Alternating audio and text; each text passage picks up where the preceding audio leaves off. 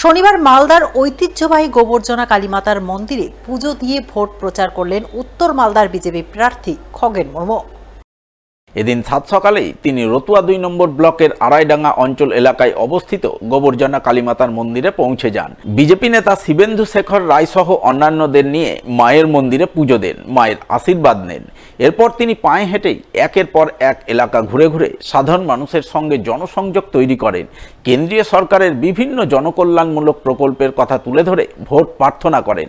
তাকে পুনরায় সাংসদ নির্বাচিত করার আবেদন জানান উত্তর মালদার বিজেপি প্রার্থী খগেন মুর্মু।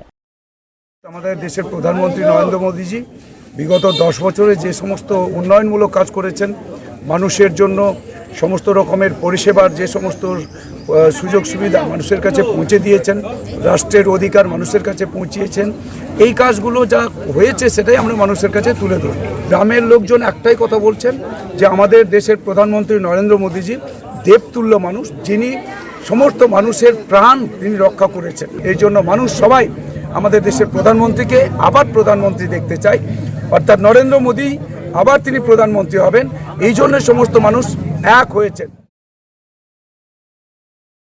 শনিবার প্রচারে ঝড় তোলেন উত্তর মালদার তৃণমূল প্রার্থী প্রসূন ব্যানার্জি। এদিন তিনি জোর কদমে ভোট প্রচার করেন হরিশ্চন্দ্রপুর বিধানসভা এলাকায়। হরিশ্চন্দ্রপুর, ভিঙ্গল এবং মহেন্দ্রপুর অঞ্চলের বিভিন্ন গ্রামে ঘোরেন।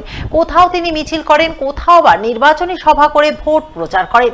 প্রচারে সঙ্গ দেন হরিশ্চন্দ্রপুরের বিধায়ক তথা রাজ্যের মন্ত্রী তাজিমুল হোসেন, তৃণমূল নেতা আশিস কুন্ডু, বুলবুল খান, জিয়াউর রহমান সহ আরো অনেকেই।